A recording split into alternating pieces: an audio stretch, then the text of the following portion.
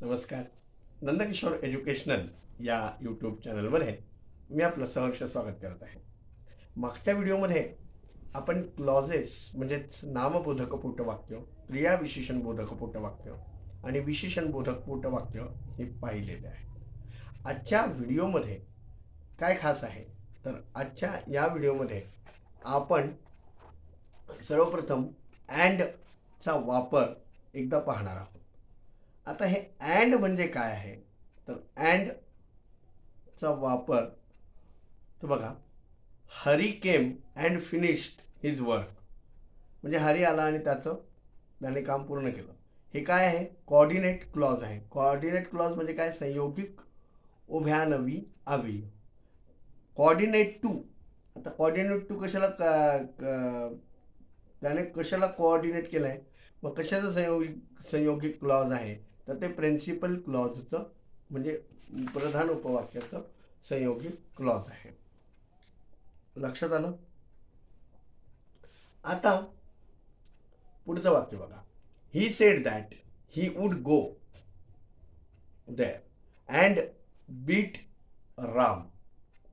आता इथे जे आहे ते अँड, आता इथे नाउन क्लॉज किंवा coordinate clause, coordinate noun clause असं सुद्धा तुम्ही त्याला म्हणू शकता. पुढचं वाक्य, when a servant came and gave her a letter she was sorry. आता इथे ॲडव्हर्ब क्लॉज आहे किंवा coordinate clause, coordinate to adverb clause असं पण तुम्ही त्याला म्हणू शकता. पुढचं वाक्य बघा. Mirabai was sitting with the ladies who were there and singing songs. येथे काय आहे तर ॲडजेक्टिव्ह क्लॉज आहे किंवा याला coordinate clause, coordinate to adjective clause असं सुद्धा तुम्ही त्याला म्हणू शकता. आता पहिल्या उदाहरणामध्ये पण तुम्ही बघितलं, ही फिनिश्ड हिज वर्क, म्हणजे त्याने नामबोधक उपवाक्य जे आहे तर प्रिन्सिपल क्लॉज तर त्यामध्ये समान पदे म्हणजे संयोगिक असल्यामुळे अर्थात कोऑर्डिनेट क्लॉज हे आहे. दुसऱ्या उदाहरणामध्ये तुम्ही पाहिलं, ही वूड बीट रामा नावाचे जे उपवाक्य आहे ते सुद्धा नामबोधक पोटवाक्य आहे आणि याचं समानपदीय म्हणजे संयोगिक पदाने अर्थ असं नाउन क्लॉज म्हणून आलेला आहे. आणि ही तिसऱ्या उदाहरणामध्ये काय आहे तर he gave her a letter नावाचे जे उपवाक्य आहे तर ते ॲडव्हर्ब क्लॉज आहे. त्याचं ते काय आहे ते कोऑर्डिनेट क्लॉज आहे, म्हणजे ॲडव्हर्ब कोऑर्डिनेट क्लॉज आहे.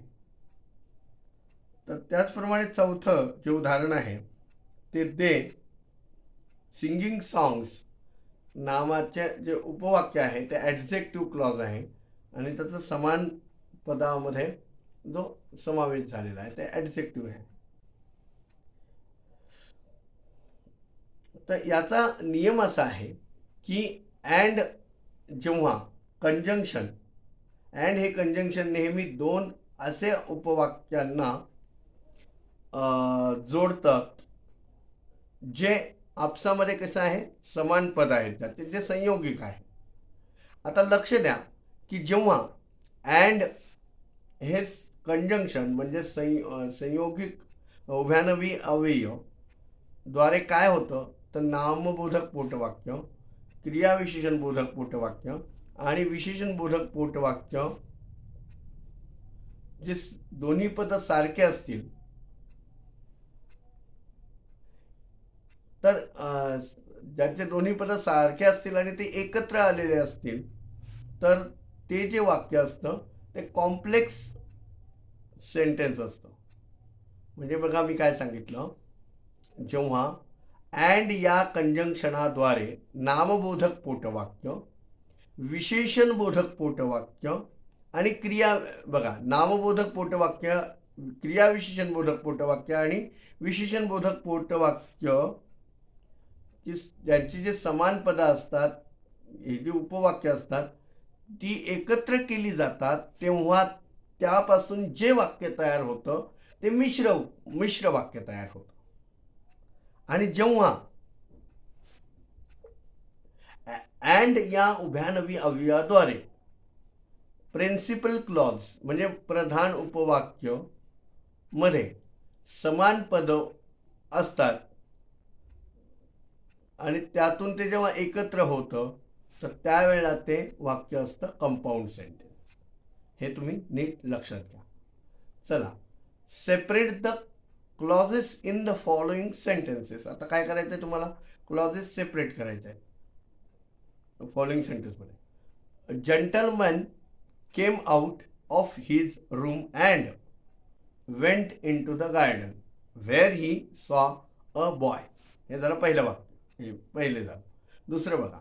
The boy ran out of the house and went into the garden where he meet the headmaster. तिसरं वाक्य बघा. He told me the reason why he did not come to see me when I reached the field. पुढचं वाक्य बघा. He explained the reason why he ran away when I reached the playground. पुढचं. He wrote a letter because he came to know that his friend was ill. पुढचं वाक्य बघा.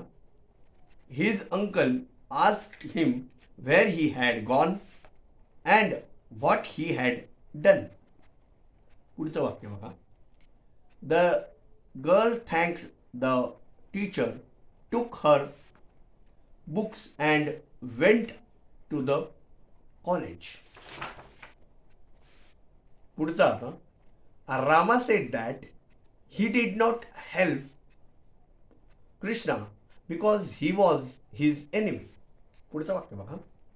The horse which won the race died when a snake bite it yesterday. पुढचं वाक्य.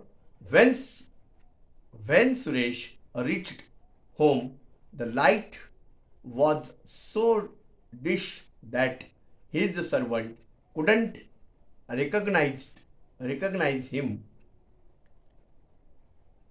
लक्षात आलं? आता ही वाक्य तुम्हाला हे एक्सरसाइज सॉल्व करायची आहे. पुढचे आणखी काही वाक्य देतोय. Whenever she knew the problem, the lady who was present there said that the thief should be punished. Mohan told Krishna that if he gave him his pen, he would help him as much as he need. The boy told Hamid that he knew well that the principal was in the office and had gone to Agra. At the first soldier was surprised, but the horse was so good that he was ready to do as he was asked. When the train had gone to the station, master called the coolie and asked him why he was rude. The teacher became angry and told the student that he should go home because his work was incomplete. तर पुढच्या व्हिडिओमध्ये आपण how to analyse a sentence हे पाहणार आहोत. आशा करतो की मी दिलेली माहिती आपल्याला समजली असेल. भेटूया पुढच्या नवीन व्हिडिओमध्ये. तोपर्यंत खुश राहा, आनंदी राहा. धन्यवाद.